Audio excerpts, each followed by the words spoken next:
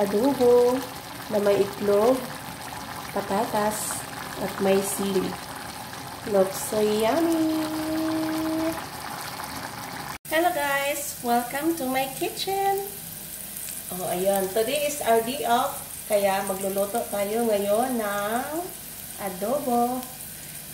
Adobo na may itlog at patatas. So ngayon nalagay na ako dito ng bawang at luya. So ngayon ilalagay ko naman itong sibuyas. Ayan. Pag day off lang ako guys, makapag-luto at makapag-video. Kasi hindi ako nagmamadali. Kasi pag nagluluto ako araw-araw, pero may chance na akong mag-video kapag day off ko kasi hindi ako nagmamadali. Kasi syempre pag may day off tayo, hinahabol natin yung oras natin.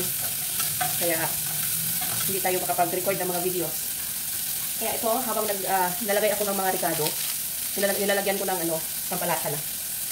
Nilalagay ko na yung aking pampalasa. Wala. Ayan. Nilalagay din ako ng pamintang buo. Ito yung aking chicken. Ito yung chicken natin binili noong may client kasi ako nagbigay sa akin ng tip. Nagbigay sa akin siya ng 50 dirhams. Kaya binili ko na ng ibang stock ko. Kaya I'm so thankful na mababait yung aking mga clients. Minsan, may nagbigay sa akin ng 100. Oh, I'm so happy and blessed. Kasi, sinare niya na yung blessings nila sa akin. O, diba? O, kaya, ayan, medyo ano-ano na yung ating ricado. Ayan, importante ng ating mga ricado ay nag-brown. Sariling version ko lang to guys, ha. Depende sa inyong panlasa o sa inyong gusto kung paano nyo lulutuin ang inyong adobo. Pero sa akin, ito? Version ito ni Lens Mix Vlog. May YouTube channel din pala ako guys. Baka pa-subscribe din naman din ako. Lens Mix Vlog. Ayan. Matagal na yung monetize. Ayan. At ilang halo-haloin at ating iwanan ng mga ilang minuto. So dahil yung ating adobo ay mayroong itlog. Ito, babalatan natin yung itlog natin. Matagal-tagal na kung hindi nakakain ng ng adobo na may itlog.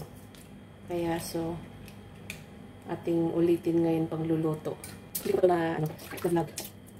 Ayan. Malaki yung itlog guys kasi binili ko ni medium size. So, kung baon ko lang dito guys ng pang-ilang araw.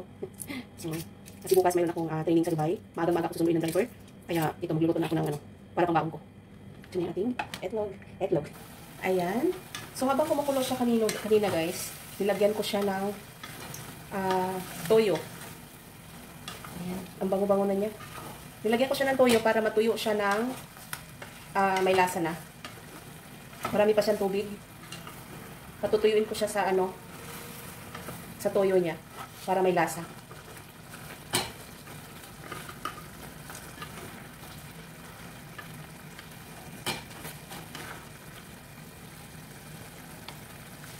May tubig pa siya guys kaya patutuyuin natin. Ayan, so habang kumukulo siya guys, nilagyan ko siya ng kunting asukal. Tapos kunting oyster sauce.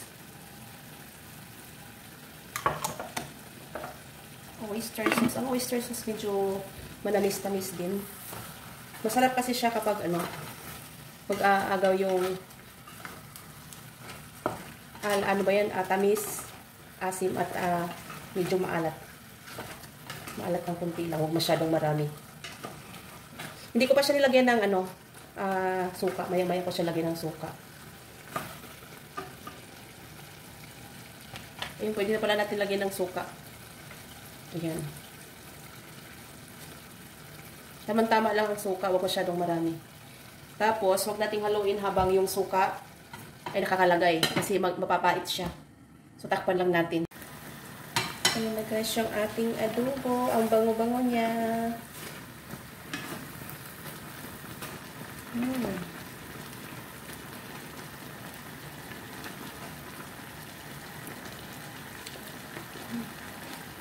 So, ngayon, malumambot na yung ating manok. Ilagay na natin yung patatas.